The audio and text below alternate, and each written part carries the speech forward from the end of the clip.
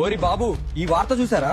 పక్క గ్రామంలో సర్పంచ్ పదవి కోసం 12 లక్షలు, ఆ పక్క గ్రామంలో 57 లక్షలు, ఇంకో దగ్గర 1 కోటి వరకు ఖర్చు చేశారట. నెలకి 6,500 జీతం కోసం ఇన్ని లక్షలు ఖర్చు పెట్టడం ఏంటి? ఏం లెక్కరా ఇది? ఇది లూటీ లెక్కరా? సర్పంచ్ పదవికి 1 కోటి పెట్టినా నష్టం ఏమీ కాదురా. గ్రామంలో దోచుకునే మార్గాలు చాలా ఉంటాయి. జనాలు అడ్డగారా అన్న? అభివృద్ధి పనుల్లో కమిషన్, బిల్లుల్లో ఎక్స్ట్రా రేట్లు, బోర్లు, రోడ్లు, ఇంకా యంత్రాల కొనుగోలు, సామగ్రి సరఫరా, ఇవన్నీ మన సంతకం మీదేరా. ఎంపీడీఓ, డిపిఓ మరియు ఆడిట్ వాళ్ళు చూసేది ఏమిటంటే పేపర్ పై ఉన్న ఫిగర్లు. ఆ కాగితాలు వాళ్ళకి సరిగానే కనిపిస్తాయి, కానీ గ్రౌండ్ లో జరిగేది వేరు. ఎవరు అడుగుతారా? ఎన్నడన్నా యువత గ్రామ సభకు వచ్చి ప్రశ్నించడం చూసిర్రా? పోనీ ఎవరికైనా 10 రూపాయలు పెట్టి గ్రామ పంచాయతీలో ఆర్టీఐ ఫైల్ చేసే దమ్ముందా?